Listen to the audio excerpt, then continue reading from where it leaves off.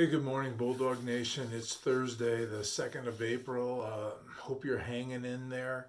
I, excuse me, was going to take this in a different direction, but with Governor Polis's announcement yesterday that the schools are going to be closed until the 30th of April at least, I feel like we probably need to talk about that for a minute. You know, one of our math teachers, brilliant person, I wish I had his permission to use his name right now, made a really good point.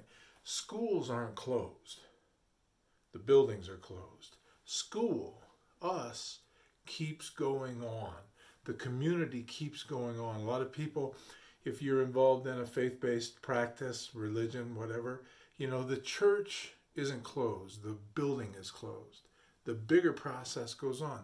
Schools aren't closed, the buildings are closed. We keep going on. Hey, the school's response to this COVID-19 or coronavirus is very much like the nation's response. We kind of went from not fully understanding what this thing is to finding out, believing that, okay, this is going to have impact on us, but not fully understanding the impact, to getting to where we fully understand what's going to be necessary to deal with this thing, and now being fully engaged in what we have to do to respond to this challenge in our community and in our world, right? I want to talk a little bit about next steps in terms of how we continue to manage this process and support each other. First thing I want to say, we've got to stay connected. Number one, we've got to stay connected. You've got to find ways to reach out and interact virtually with other people. There's such a huge difference between solitude and isolation.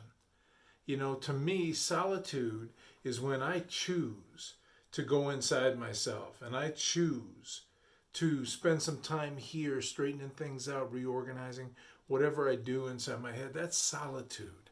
Isolation is when I'm all alone, but not so much by choice. Isolation is never a really good thing. We've got to kind of be careful that we don't cut each other off from connection with those people who matter to us. It's such an important thing to be able to do. The second thing that I think we've got to do, and this sounds small, but it's really, I don't think it is we've got to stay calm. We're all in this thing.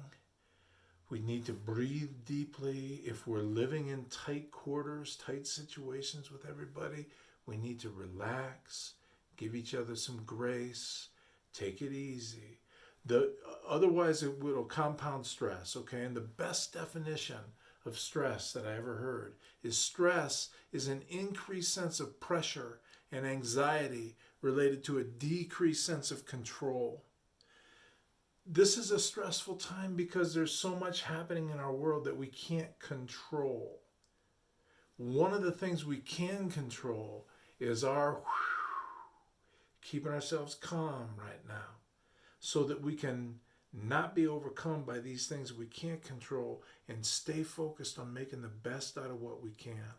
Okay? So very important to stay connected, very important to stay calm. The third thing that is so important right now is to reach out for help when you need it. All of our people are back at school. All of our counselors, Miss McNeil, Miss Campbell, Mr. Falk, all of our social workers, me and Miss Caraveo, reach out for help. We may not have the answer, but we can work together to get ourselves headed in a helpful direction. That's pretty much what I wanted to share today. Still going to try to lighten it up tomorrow a little bit, Friday. Tim out in Cyberville had nice things to say about our videos. Thank you, Tim. Anything you need, mention in the comments. Shoot me a message on that Facebook thing. Give me an email. Give me a phone call. 303-982-0112. And I'll get back to you just as quick as I can. Hey, I'm going to say this every time. I'm sorry if it's getting frustrating or tired to hear, but I'm going to say it every time. Stay strong, stay calm, stay kind. No Bulldog stands alone. We got this thing, guys.